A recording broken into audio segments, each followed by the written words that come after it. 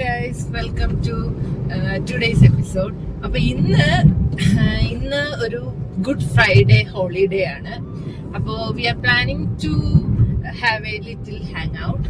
അപ്പോ ഞാനുണ്ട്, എന്റെ ഫ്രണ്ട് ഭാഗ്യുണ്ട്, അമ്മമാരുണ്ട്, ദേവുണ്ട്, ഇനി വേറൊരു കാറ് പുറകേന്നുണ്ട്, അതിൽ 2 അച്ഛന്മാരുണ്ട്.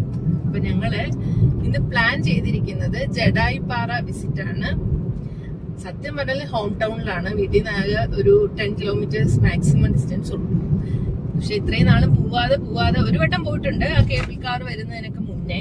അപ്പൊ പോവാതെ കീപ്പ് ചെയ്തത് ഇങ്ങനെയൊക്കെ ഒരു സിറ്റുവേഷൻ വരുമ്പോ പോവാന്ന് വിചാരിച്ചിട്ടാണ്.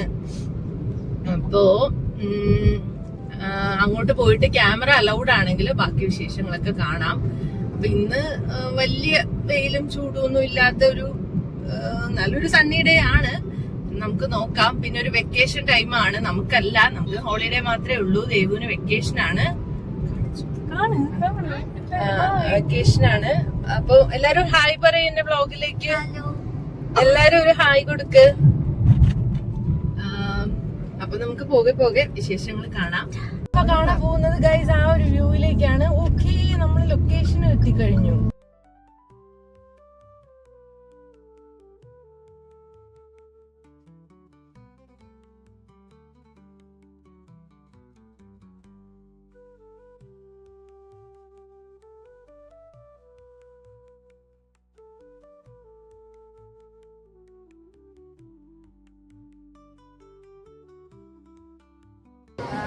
അപ്പൊ നമ്മള് ചെക്ക് ഇൻ ചെയ്തു. കേബിൾ കാറിന് വേണ്ടി വെയിറ്റിംഗ് ആണ്. എക്സൈറ്റഡ് ആണോ? എന്താ കാണാൻ പോകുന്നത് അറിയാനായിട്ട്? ഓക്കെ, ലോകത്തിലെ ഏറ്റവും വലിയ ബേർഡ് സ്കൾപ്ചറിലേക്കാണ് നമ്മൾ ഈ പോയിക്കൊണ്ടിരിക്കുന്നത്. 2 വേയിലാണ് നമുക്ക് മുകളിൽ എത്താൻ കഴിയുക. ഒന്ന് കേബിൾ കാർ വഴിയും ഒന്ന് വാക്ക് ത്രൂവുമാണ്. നമ്മൾ കേബിൾ കാർ ചൂസ് ചെയ്തു. വളരെ എക്സൈറ്റിംഗ് ആയിട്ടുള്ളൊരു അനുഭവം തന്നെയായിരുന്നു ഇതിൽ കിട്ടിയത്. അച്ഛൻ മുന്നേ തന്നെ പോയിട്ടുള്ളത് കൊണ്ട് ഓരോ കാര്യങ്ങൾ നമുക്ക് പറഞ്ഞു തന്നു പോവുകയായിരുന്നു. സോ കേബിൾ കാർ ഒരു വല്ലാത്ത എക്സ്പീരിയൻസ് തന്നെയായിരുന്നു നമുക്ക്.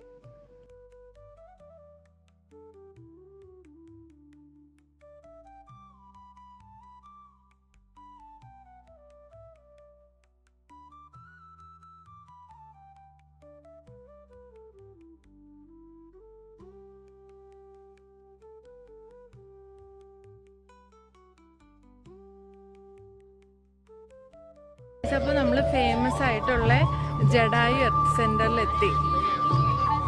വിത്ത് ഫാമിലി. അമ്മയുണ്ട്, ബാക്കി എല്ലാവരും ഉണ്ട്. അച്ഛൻ നടന്നു പോകുന്നു.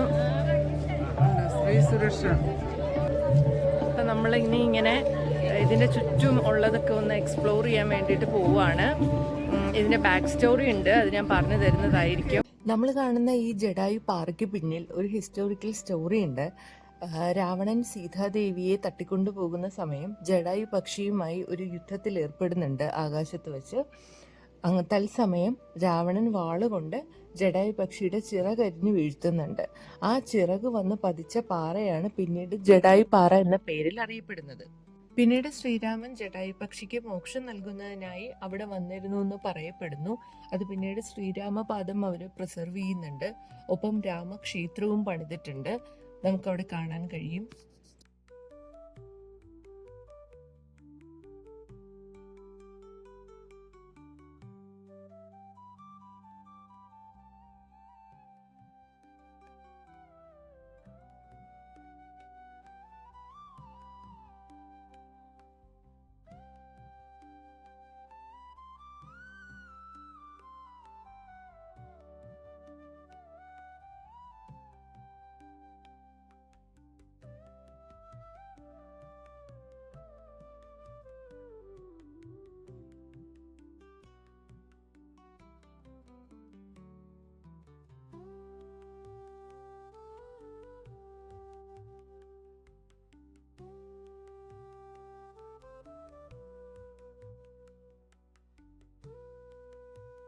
പോകെ സൂര്യതാപം കുറച്ച് കൂടുതലായിരുന്നു.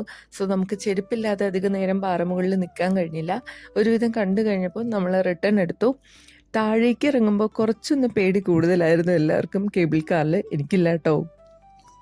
1-2 അഡ്വഞ്ചർ ആക്ടിവിറ്റീസ് അവിടെ നടക്കുന്നതായിട്ട് ഞങ്ങൾ അറിഞ്ഞു. Zip line and helipad. ഇപ്പോൾ കുറച്ച് കൺസ്ട്രക്ഷൻ വർക്കിൻ്റെ ഭാഗമായിട്ട് അത് നിർത്തി വച്ചിരിക്കുകയാണ്. റീസ്റ്റാർട്ട് ഉടനെ ഉണ്ടാവും എന്ന് പറയുന്നു. അപ്പോൾ ഈ വെക്കേഷൻ ടൈമിൽ കുട്ടികളെയും ഫാമിലിയെയും ഫ്രണ്ട്സിനെയും ഒക്കെ കൂട്ടി വരാൻ പറ്റിയൊരു ടൂറിസ്റ്റ് സ്പോട്ടാണ്. ഈവനിങ് ടൈമാണ് കുറച്ചുകൂടി പ്രിഫറബിൾ ആയിട്ടുണ്ടാവുക. അപ്പോൾ ദാറ്റ്സ് ഓൾ.